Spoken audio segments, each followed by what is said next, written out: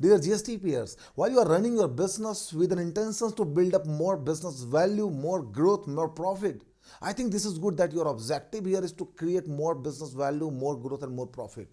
But at the same time, you have to focus on your compliances. What compliances? Which compliances?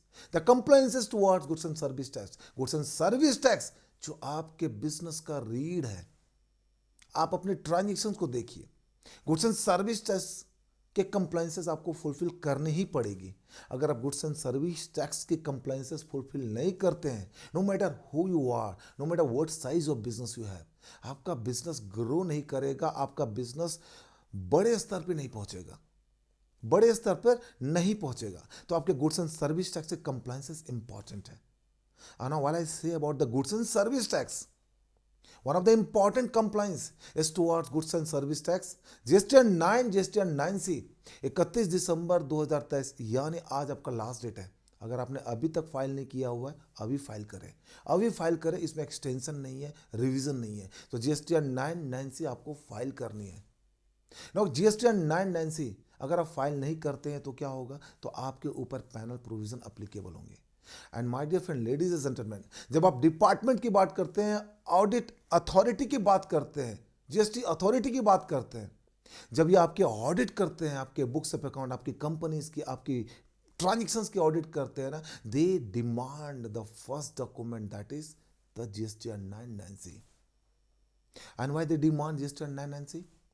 Because it is a compilation of all the transactions that you have reported in GSTR 1 and GSTR 3B। तो याद रखें, GSTR 9 GSTR 9 से आपका compilation of GSTR 1 and 3B है। तो ये document authority को, department को चाहिए होता है। और GSTR 9 9C को बड़े ध्यान से एक्यूरेट नंबर आप फिलअप करें। बिकॉज अगर आपने नंबर गलत फिलअप किया तो आपको ऑडिट के दौरान बहुत प्रॉब्लम आएगी। So what are the benefit of filing GSTN 9 9C? Because it is compulsory. It is not by a choice. It is compulsory that you have to file. So now GSTN 9 9C for the financial year 2022 and 2023. The last date to file is 31st December 2023 and that date is today.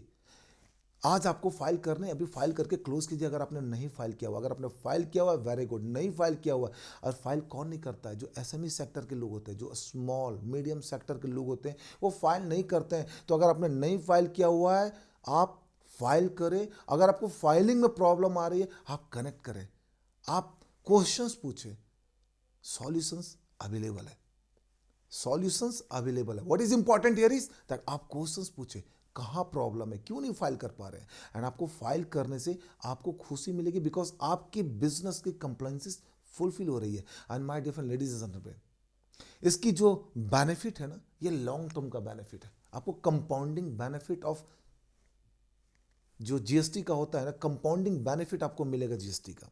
क्योंकि जब आप compliances करते हैं ना, आपका business में compounding growth की probabilities आती है, चांसेस बढ़ जाती है। आपके सप्लायर्स, आपके कस्टमर आपके साथ ट्रस्ट वर्दी के रूप में काम करते हैं। And why they work? Because you are compliances, you are doing the compliances of goods and service tax. So याद रखें, GSTN 9 9C अभी फाइल कैसे करना है, बहुत इंपॉर्टेंट। मैं आपको अगले 15 मिनट में GSTN 9 9C के बारे में बताने वाला हूँ। 15 मिनट में आप समझ जाएंगे कौन सा टेबल कितना इंपॉर्टेंट है, कौन सा टेबल में कौन सा ट्रांजेक्शंस रिपोर्ट होगा, ये आपको पता चल जाएगा। 15 मिनट आप मेरे साथ जुड़े, इस 15 मिनट में आप समझ जाएंगे GSTN 9 9C very quickly, easy शब्दों में, आसान शब्दों में मैं आपको GSTN 9 9C बताने वाला हूँ।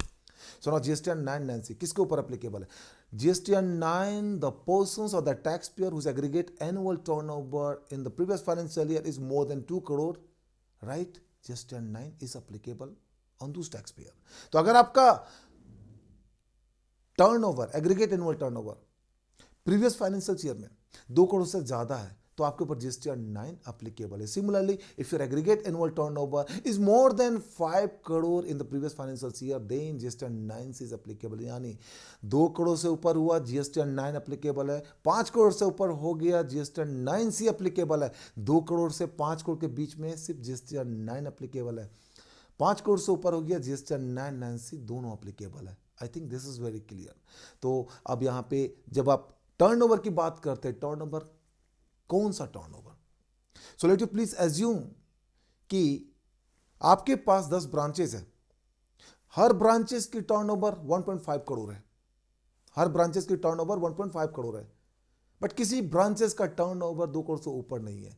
सबके पास जीएसटीएन है, सबकी रेवेन्यूज रिकॉर्ड हो रही है, बट किसी भी ब्रांचेस का टर्नओवर 2 करोड़ से ऊपर नहीं है। तो क्या जीएसटीआर 9 क्या एप्लीकेबल होगा? My submission is GSTN 9 भी applicable होगा, GSTN 9C भी applicable होगा, because when you talk about aggregate annual turnover, it is to be considered basis of the PAN base। इसका मतलब 10 ब्रांचेस है, उनके GSTN जो होते हैं वो PAN बेस पे होते हैं। 10 ब्रांचेस का रेवेन्यू क्लब करो, अगर वो 2 करोड़ से ऊपर है, अगर वो 5 करोड़ से ऊपर है, तो आपको GSTN 9 से फाइल करनी पड़ेगी, आपको फाइल करनी पड़ेगी।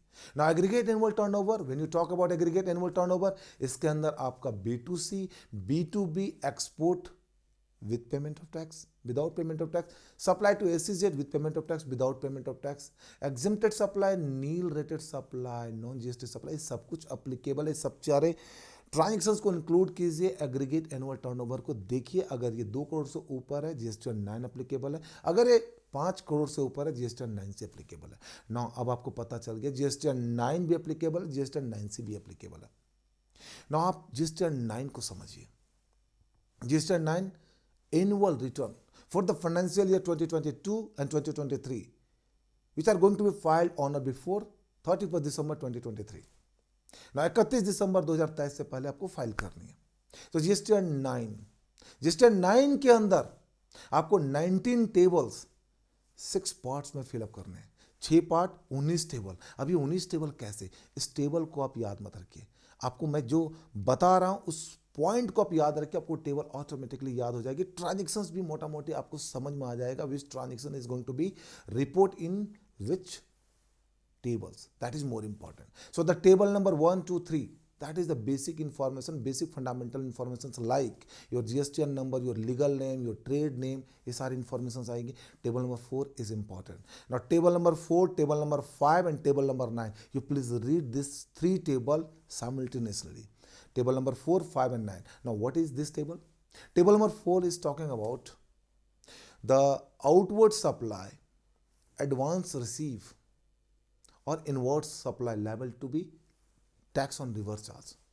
सो हर वो आउटवर्ड सप्लाई, एडवांस रिसीव और इनवर्ट सप्लाई जिसके ऊपर टैक्स लायबिलिटी क्रिएट होती है, जिसके ऊपर टैक्स लायबिलिटी क्रिएट होती है, that would be reported in table number 4।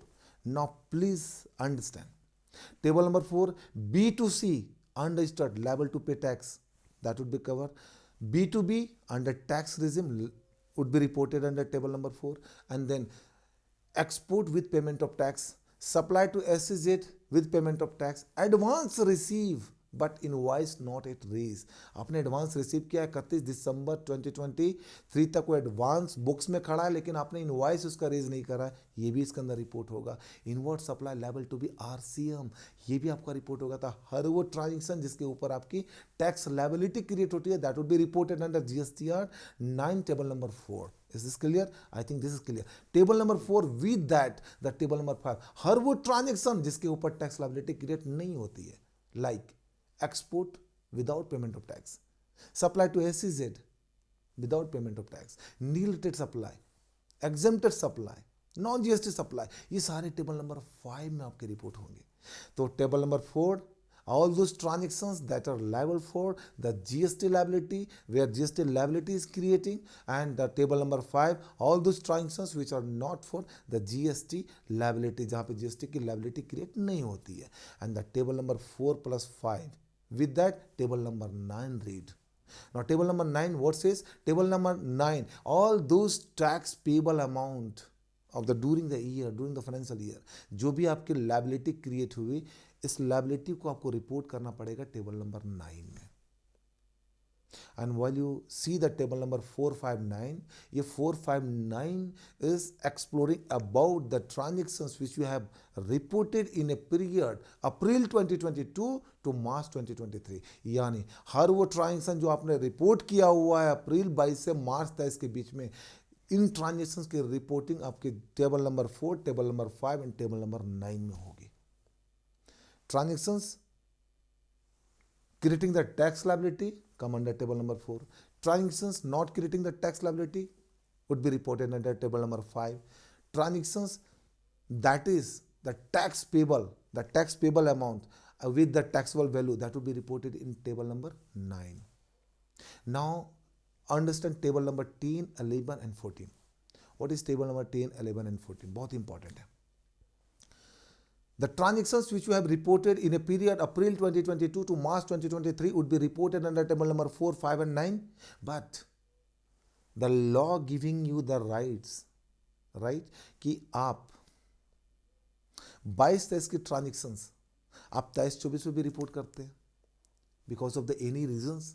जब आप बिजनेस में हैं, आपका कस्टमर डिमांड करता है कि जो 22-23 का इनवॉइस है आप मुझे 23-24 में उसको रिवर्स करके फ्रेश इनवॉइस दीजिए. बहुत ही सिंपल एग्जांपल. तो आप कस्टमर को क्या बोलेंगे कि मेरा 22-23 का पीरियड क्लोज हो गया है, sorry we can not raise the invoice, we can not raise the debit note, we can not reverse the invoice. Can you do that? You can not do that. तो आप क्या करते हैं, 22-23 का transactions को आप देखते हैं कि अभी मेरे पास पीरियड है, अभी मैं इसका इनवॉइस रिवर्स करता हूं तो हमें जीएसटी की लॉस नहीं होती है. And loss is here that if you are reversing the transactions pertaining to financial year 22-23, right, financial year 22-23 in a period April 2023 to October 2023, in that case you will be able to take the reversal of GST benefit, right. आप लेते हैं अप्रैल 2023 से अक्टूबर 2023 के 20 तक में, अगर आप उसको रिवर्स करते हैं तो आपको रिवर्सल की बेनिफिट मिलती है. तो जो ये रिवर्स करते हैं पिछले फाइनेंशियल ईयर का, right. Now the table number 10, 11 and 14 is talking about that. So all those transactions that is pertaining to the financial year 2022 and 2023, but you have reported somehow in a period April 2022 to October 2023, and this is towards the debit note or any other adjustment amendments. And because of this debit note adjustment amendment, there is liability that has been increased, that will be reported in table number 10. And any credit note adjustment amendment that you have reported in a period April 2023 to October 2023, that would be reported in table number 11. So whatever you have reported in table number 10 and 11, liability increase करता है table number 10, liability decrease करता है table number 11. Table और number 10 and 11 का जो impact है tax liability का, that you have to report in table number 14. So the table number 10, 11 and 14, and that is the reason I have quoted the table number 10, 11 and 14 in advance. क्योंकि table number 10 and 11 जब आपकी liability create होती है because of this adjustment, because of this debit note, that would be reported in the table number 10, 11, right, and 14. The 10, 11 and 14. Table number 10 is towards what? Table number 10 is towards the liability that is increasing because of debit note, because of your adjustment amendment, right. Liability decreasing, liability घटता है, right, and because of liability आपका decrease करता है तो ये table number 11 में आ जाएगा. टेबल नंबर 10, 11 and इसका जो टैक्स लायबिलिटी का इंपैक्ट आता है that would be come under table number 14. So these all are the outward supply part. Table number 4, table number 5, with that table number 9 you have to read. Table number 10, table number 11, with that table number 14 you have to read. तो outward supply corresponding outward tax liability, ये आपकी reporting हो जाती है. Now with that inward supply की बात करते हैं. तो inward supply table number 6, table number 7, 8 and with that table number 12 and 13 you have to read. 5 tables for inward supply. ध्यान से सुने. टेबल नंबर 6, 7 and 8 कहा जाता है टेबल नंबर 6, 7 and 8. जब आप टेबल नंबर 6 की बात करते हैं, this is your availment of ITC ledger. Availment of ITC ledger, इसकी रिपोर्टिंग आपके टेबल नंबर 6 में है. Reversal of your ITC that you are reporting in table number 7 and reconciliation of your ITC that you are reporting in table number 8. So whatever the input tax credit that you have auto populated from your GSTR 3B, अब GSTR 3B file करते हैं ना, हर महीने file करते हैं, जो GSTR 3B में आप इनपुट टैक्स क्रेडिट अवेल करते हैं, that would be auto reported in table number 6, right, जो आपका GSTR 3B table number 4A से उठ के डायरेक्टली आता है. अब आपके पास टेबल नंबर 6 के अंदर 3B आ गई. Now you have to see in this 3B what are the types of input as credit. आपका B2B क्रेडिट होता है, आपका B2C क्रेडिट होता है, आपका इनवर्ट सप्लाई लेवल टू RCMs होता है, आपके अदर्स क्रेडिट होते हैं. ये सारे बाइफर्केशंस आपके टेबल नंबर 6 में होते हैं. So the table number 6 is towards the availment of your input as credit. Now while you talk about table number 7, this is toward the reversal of your input as credit. You know the reversal part, very important. Rule number 37, 39, 42, 43, section 17, subsection 5. ये 5 में आप reversal करते हैं. Table number 7 बहुत important है. Table number 7 rule 37 क्या है ये? जब आप 37 रूल को देखते हैं, आप याद कीजिए, आप अपने सप्लायर्स का पे आउट पेमेंट 180 दिन के अंदर नहीं किया. Now whatever the transaction that you have not pay out and you have paid beyond 180 days, you have to reverse the input as credit. आपको input as credit reverse करना है. तो आपको input as credit reverse करना है and that would be reported in rule number 37 table number 7. Similarly जो आपका ISD का input reversal होता है that would be come in table number 7 rule 39. with that you have to see the rule 42 43 जो आपके common credit होते हैं ना इनपुट सर्विसेज के that would be come in rule 43 and जो आपके कैपिटल गुड्स के होते हैं that would be come in rule 43 and with that जो आपके नेगेटिव लिस्ट के ITC होते हैं that would be come in section 17 subsection 5. तो ये 5 आपको रिवर्सल्स के पॉइंट्स याद रखने हैं. Rule 37, 39, 42, 43 and section 17 subsection 5. इसके रिवर्सल आपको दिखाने हैं टेबल नंबर 7 के अंदर. And with that table number 8. Table number 8 is the reconciliation of your input as credit. अब रिकंसिलिएशन मींस व्हाट? आपका GSTR 2A 2B, hope you remember, GSTR 2A के अंदर जितना भी input as credit that would be come here as a auto populated, right, in table number 8. And with that आपके books of account में आपने कितना input avail किया हुआ है, with that there is a reconciliation. तो ये आपका टेबल नंबर 8 में आ जाएगा. तो 6 is talking about availment, 7 is talking about reversal और 8 is talking about the reconciliation. Availment, reversal and reconciliation. And with 6, 7, 8 you have to also see the table number 12 and 13. बहुत important है. Input as credit that you have availed during the financial year that would be reported in 6, 7, 8. Input as credit that you have reversed in a period April 2023 to October 2023 pertaining to the previous financial year would be reported in table number 12. Input as credit that you have availed in a period April 2023 to October 2023 pertaining to the financial year 2022 and 2023 that would be reported in table number 13. So 6 tables for outward supply, 5 tables for inward supply. अगर आप इन tables को proper तरीके से fill up करते हैं, आपके पास notice की chances नहीं रहेगी, आपके पास पूरी क्लैरिटी रहेगी. And with that table number 15 is talking about table number 15, table number 16, 17, 18, 19. ये आपके टेबल्स जो है वो जनरल टेबल्स है. तो जब टेबल नंबर्स ऑफ 15 की बात करते हैं, 15 is talking about 15, 16, 17, 18 and 19. 15 is talking about details of your refund. अगर आपने कोई रिफंड क्लेम किया है that would be come in table number 15. 16 is to what like आपने जॉब वर्क के लिए आपने अगर कोई गुड्स दिया हुआ है जो कि आपके टाइम पे नहीं आती है, वो रिटर्न नहीं हुआ है, कंपोजिशंस का है, that would be reported under table number 16. Table number 17 जो है वो आपकी HSN wise summary of outward supply की बात करता है. Table number 17. टेबल नंबर 18 बात करता है HSN wise summary of inward supply जो कि मैंडेटरी नहीं है. टेबल नंबर 19 बात करता है आपका late fee payable versus paid. तो ये 5 जो टेबल्स है बहुत ही इंपॉर्टेंट नहीं है, but you have to report if you have the transactions. ये 19 टेबल्स आपके GSTR 9 के. Now coming to the point GSTR 9C. GSTR 9C जब आप GSTR 9 फाइल करते हैं तभी आप GSTR 9C आपके पोर्टल पे एक्टिवेट होता है. GSTR 9 फाइल करते हैं then the portal is activating your GSTR 9C.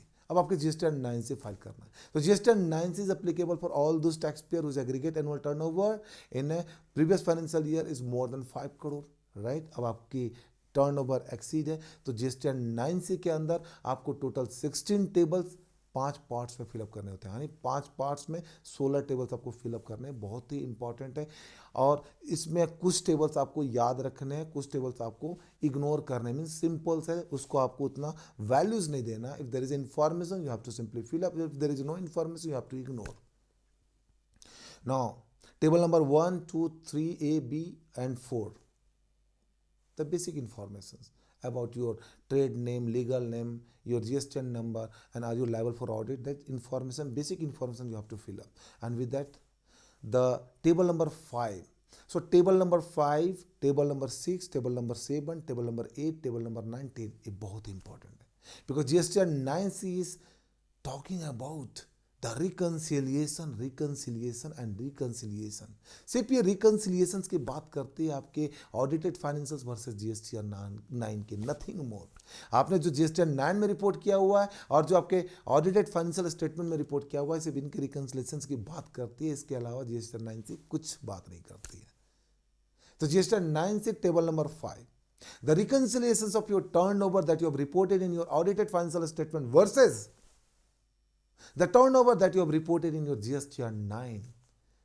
आपने ऑडिटेड फाइनेंशियल स्टेटमेंट के अंदर टर्नओवर रिपोर्ट किया है एंड देन GSTN 9 के अंदर टर्नओवर रिपोर्ट किया है, इन दोनों का रिकन्सिलिएशन आपको देना है, इन दोनों का रिकन्सिलिएशन देना है, राइट।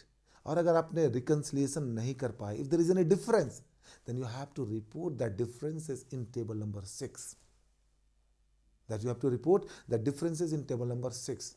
So बहुत ही important है, because while you see the audited financial statement, your audited financial statement is based on the accrual concept of accounting, जहां पे आप accrual revenue भी consider करते हैं अपने books of account में, आप अपने audited accounts में।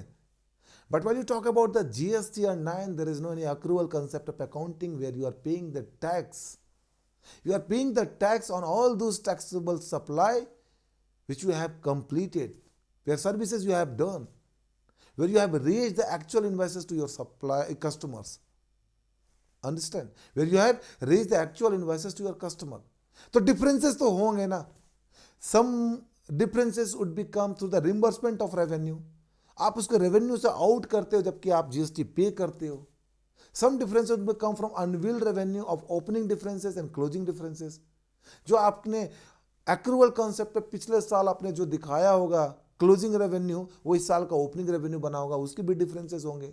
जो इस साल आपने क्लोजिंग रेवेन्यू लिया होगा, जिसके ऊपर आपने टैक्स लायबिलिटी इस साल पे किया होगा, आई मीन 2023 एंड 2024 में फॉर फाइनेंशियल ईयर 22-23 का, तो उसकी भी डिफरेंसेस होंगी। So all those differences that you have to report in table number 5, and if there is still differences, that differences you have to report in table number 6। With that, the table number 7 is talking about the reconciliations of your taxable turnover। Now what do you mean by that taxable turnover? Taxable turnover means all these transactions on which you have created the tax liability। Now understand, from table number 5P, the amount would be automatically come in table number 7। अब आपका वो amount क्या है, जो आपने audited financial statements में revenues दिखाया हुआ था, उसमें आफ्टर एडजस्टमेंट जो फिगर निकल करके आती है, that figure is auto adjustment, that is figure is adjustment with that kind of, जो आपने एडजस्टमेंट किया हुआ है, उस एडजस्टमेंट के बाद जो फिगर निकलता है, that figure would be automatically come in your table number 7। अब आपके पास फिगर है, इस फिगर में आपकी सारी सप्लाईज है। You have to see that how much you have, the export supply without payment of tax, supply to SEZ without payment of tax, exempted supply, nil rated supply, non-GST supply, and inward supply on which tax is liable to be paid by the recipient। ये सारे आपको out करने पड़ेंगे, ये सारे आपको out करने पड़ेंगे। जो बचेगा ना, वो आपका टैक्सेबल टर्नओवर है, and this taxable turnover must be match with your GSTN 9 taxable turnover. अगर डिफरेंसेस है, that differences you have to report in table number 8।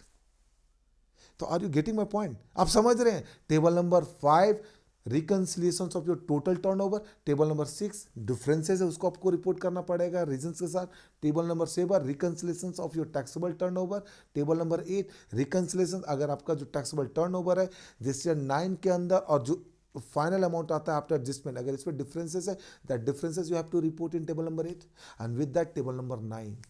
Now table number 9 says here is about your tax liability, reconciliations of your tax liability. So whatever the transactions that would be comes under the preview of tax liability. तो यहाँ पे आपके rate wise taxable value wise reconciliations होती है table number 9 के अंदर. 5% right, 5% RCM, 12% 12% RCM, 18% 18% RCM, 28% 28% RCM, late fee, penalty, others, ये सारे आपके टैक्स की जो लाइबिलिटी बनती है, ये सारे रिपोर्ट्स होती है टेबल नंबर 9 में. And if there is a difference in the tax liability that you have reported in your GST and 9 जो टैक्स लाइबिलिटी आपकी यहाँ आती है, तो आपको टेबल नंबर 10 के अंदर आपको डिफरेंसेस विद रीजंस रिपोर्ट करने होते हैं, आपको रिपोर्ट करने होते हैं. तो जो आपके टेबल नंबर 6 में डिफरेंसेस आए, टेबल नंबर 8 में डिफरेंसेस आए, टेबल नंबर 10 में डिफरेंसेस आए, now because of this differences, if there is any tax liability created because of these differences, if there is any tax liability created, that you have to report in table number 11, that you have to report in table number 11. now आपका outward supply corresponding outward tax liability का reconciliations का chapter खत्म हुआ. Come to the point of input tax credit, table number 12 बहुत ही important है, ध्यान से सुनिएगा. Table number 12 says the reconciliations of your input tax credit. Now input tax credit reconciliations किस पीरियड का? आपके पास इनपुट टैक्स क्रेडिट, अगर आप फाइनेंशियल ईयर 22-23 की बात करते हैं, ध्यान से सुनिएगा, फाइनेंशियल ईयर 22-23 की बात करते हैं, अप्रैल 2022 टू मार्च 2023, राइट. तो सबसे पहले आपके पास जो ऑडिटेड फाइनेंशियल स्टेटमेंट है, input tax credit that you have avail, that would be come here in table number 12. यहां पे आएगा with that the input tax credit that is pertaining to the previous financial year, that is pertaining to the previous financial year. It means the financial year 2021 and 2022, but you have availed in a period April 2022 to April 2022 to October 2022. The transaction that you have reported in a period financial year 2021 and 2022, that reported you have in a financial year 2021 and 2022, but avail the ITC in a period April 2022 to October 2022, that would be reported in table number 12. ये आपकी जो input tax credit जो आया था उस पर आप add करेंगे. And with that the input tax credit that you will be avail in a subsequent years, यानी input tax credit pertaining to the financial year 2022 and 2023 that you are going to avail in a period April 2023 to October 2023, that you have to report in table number 12. तो इनको report करने के बाद जो net मेरा ITC आता है, that ITC must be matched with the ITC जो हमने GST 9 में अवेल किया. If there is a difference, you have to report the reasons for the difference in table number 13. So table number 12 बहुत ही आसान है, जो आपको समझना पड़ेगा. ये रिकंसिलिएशंस बहुत इंपॉर्टेंट है because most of the tax consultants are struggling to file the informations in this table, क्योंकि ये टेबल थोड़ा सा कॉम्प्लिकेटेड है. आपको समझना पड़ेगा आपकी जो टैक्स लाइबिलिटी, आपकी इनपुट टैक्स क्रेडिट जो आपने अवेल किया हुआ है, right, that would be come in your table number 12. With that the input tax credit pertaining to the financial year 2021 and 2022 that you have availed in a period April 2022 to October 2023, that would be reported in table number 12. With that the ITC, input tax credit, that is pertaining to the financial year 2022 and 2023, right, that you have availed in a period April 2023 to October 2023, that would be reported in table number 12. इनका adjustment करने के बाद जो net ITC आता है, that must be matched with the ITC that you have reported in GST 9. अगर differences आते हैं, the differences you have to report in table number 13. With that, the table number 14, simple है, that ITC input as credit that you have avail as per GST 9 and the ITC as per the books of account that you have avail, इसकी reconciliations होती है, but that is not mandatory. And if there is a differences, right, that would be reported in table number 14, table number 15. अगर differences आते हैं, that differences you have to report in table number 15. So if there is a difference in table number 13 and 15, so इन differences की वजह से अगर कोई tax liability create होता है, that would be reported in table number 16. तो ये 16 टेबल्स हैं, कंफ्यूजन्स नहीं है. अब मैं आपको बताता हूँ which one of the table is very important. While you talk about GSTR 9, you have to keep remember table number 4, 5 and 9 and table number 10, 11, right? Table number 10, 11 and 14 from outward perspective. Outward supply corresponding outward tax liability perspective. And table number 6, 7, 8 plus table number 12 and 13 from the inward tax, right? या ITC prospective. ये tables, 5 table ITC की और 6 table outward tax liability corresponding outward taxable supply corresponding outward tax liability, इनको आपको ध्यान में रखना है. 5 table ITC inward and 6 table outward. If you keep remember, you are going to file easily your GSTR 9. And in GSTR 9C, the table number 5, table number 7, table number 9, table number 12 and table number 15.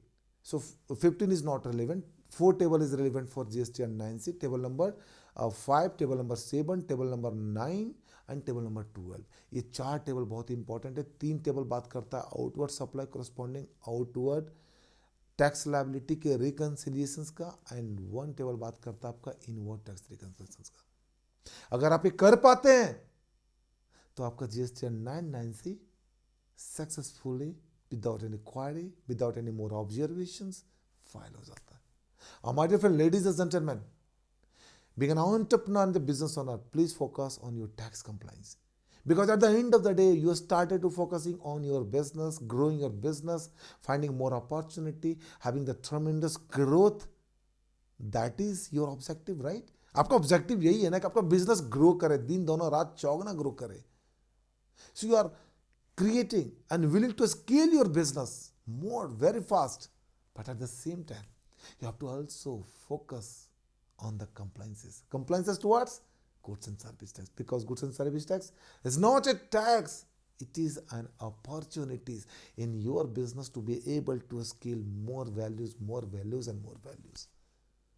And if you are not complying, then might be over the period of the time you start to getting more pain of the assessment notices, and that is going to create your business and turning your business in a situations of shutdown. Choice is your. Business को focus कीजिए, GST को compliances कीजिए and अपने business को grow कीजिए. This is Sanjay Singh signing out. Until we meet again, thank you very much.